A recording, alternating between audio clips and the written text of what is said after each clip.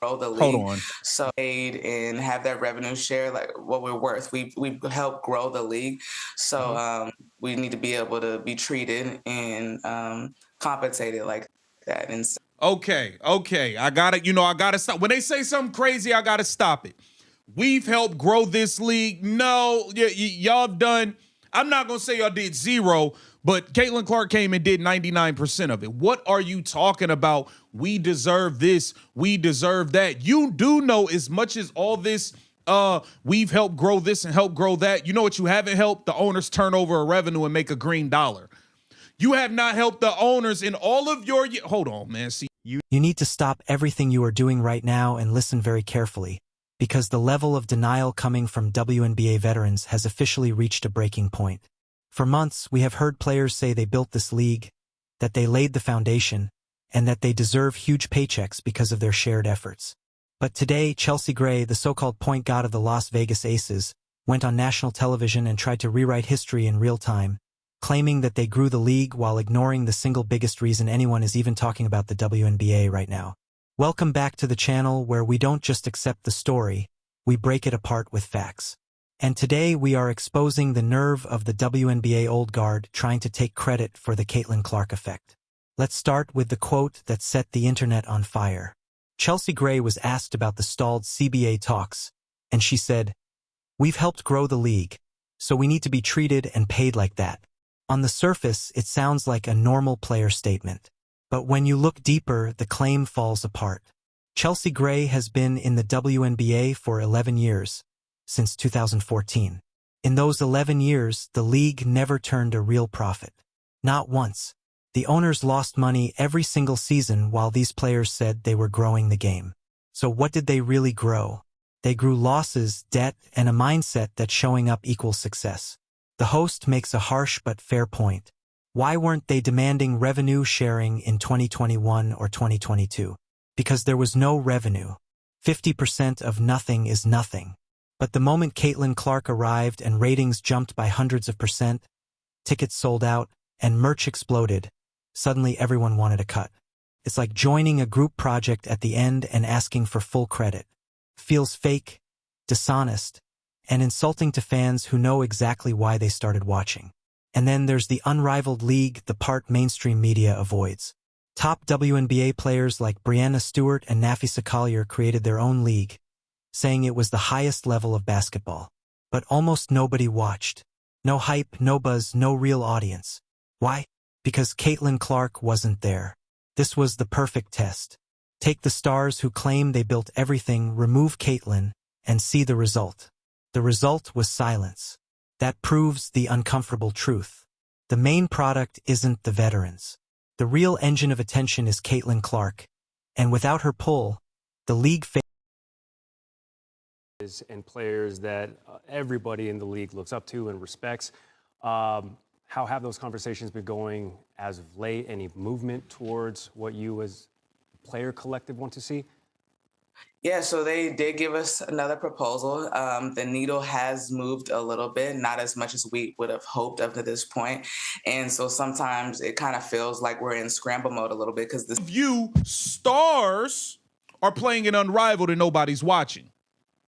Y'all not looking at the fact that when one player, Caitlin Clark, got injured last year, all of y'all's ratings tanked by more than 50%. The host explains that when Caitlin Clark got injured last year or when she wasn't playing, the viewership dropped by more than 50%. That is not an opinion. That is a Nielsen rating fact. So when Chelsea Gray sits there and says, "We grew the league," who exactly is we? Because the numbers show that for almost a decade, nothing really changed except the same level of attention. The real growth, the massive spike that is now driving these contract demands, comes from one place only. It is the Caitlin Clark effect. And until the veterans look at themselves honestly and admit they are negotiating from a fantasy position, nothing will make sense. You cannot demand a raise based on someone else's performance. You cannot walk into your boss's office and say, "Pay me more because the new employee is making the company rich." That is not how business works, and Adam Silver knows it, which is why he is telling them to face reality. There is also a deeper psychological layer here that the video highlights, the idea of delusion. The host calls it old heads running around pretending not to see the truth, and he is right. It feels like the entire WNBA establishment has a mental block. They cannot bring themselves to say her name. They cannot bring themselves to say thank you, Caitlin. Instead, they hide behind vague phrases like growth of the game or momentum we built. It is a defense mechanism. If they admit that one rookie did in 6 months what they could not do in 20 years, it destroys their ego. It makes their legacy feel empty in their own minds. So they create an alternate reality where everything was a team effort and everyone deserves equal credit. But the fans see through it, the owners see through it, and deep down they probably see it too. That is why they are rushing to sign this CBA before the bubble pops. Chelsea Gray even talked about wanting a 50-50 revenue split. Now think about that logically. The league owners have funded this business for almost 30 years. They lost hundreds of millions just to keep it alive. Now that it finally has a chance to make real money, the players want half of it instantly without ever paying for the losses.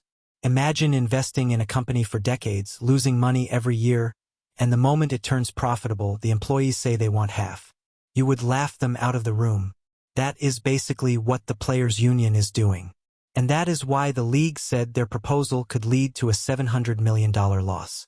They are asking for money that is not there, based on value they did not create. The irony of Chelsea Gray claiming they helped grow the league while also being part of the targeting of Caitlin Clark is impossible to ignore. The host points out that the veterans tried to beat down the one person actually bringing in the audience. We saw the hard fouls. We saw the cheap shots. We saw the hostility. So not only did they fail to grow the league, they tried to damage the one asset that was growing it. That is pure self-sabotage. If you own a business and one product is selling out every day, you protect it. You promote it. You put it in the spotlight.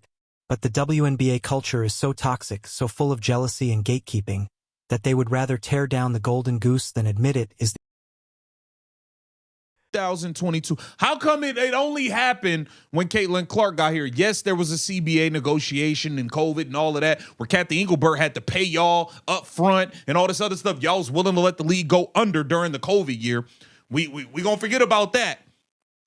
All of this big money, rah stuff y'all was talking. How come in the WNBA?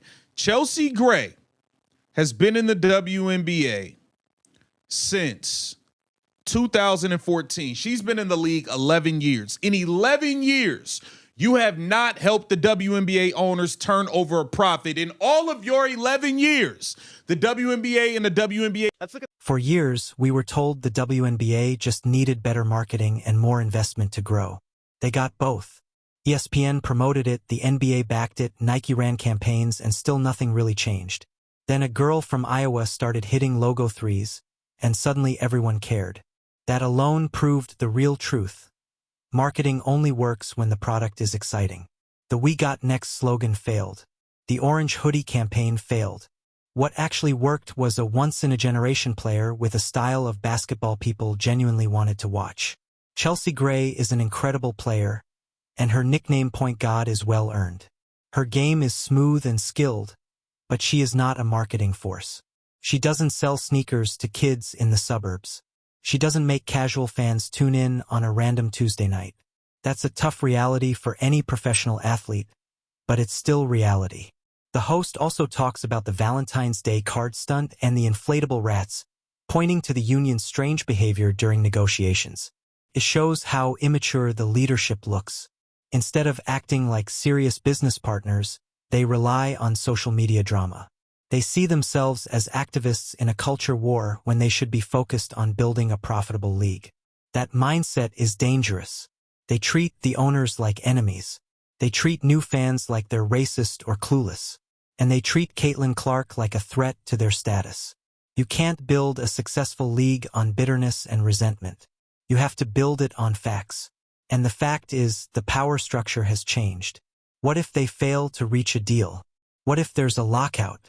The host says it simply, all they're doing is taking Caitlin Clark away from us. And that's the real tragedy. The fans lose, the league loses, and Caitlin loses a year of her prime, while the veterans seem ready to burn everything down if they don't get exactly what they want. They're holding the season hostage because they feel entitled to benefits from a boom they didn't create. It's a reckless game of chicken, and right now they're speeding straight toward disaster. Then there's the point guard comparison. The host says Caitlin Clark is the real point guard of the WNBA, even calling her the Michael Jordan of the league. That's another painful issue for Gray. Imagine being elite at your position for years. Then a rookie shows up and breaks the single-season assist record in her first season while getting double-teamed at half-court. That has to hurt. It hits the ego hard. But instead of using that as fuel to compete, Chelsea Gray seems to use it as a reason to complain. She wants point guard money without point guard level attention. But in sports, which is ultimately entertainment, you get paid for how many people watch you, not just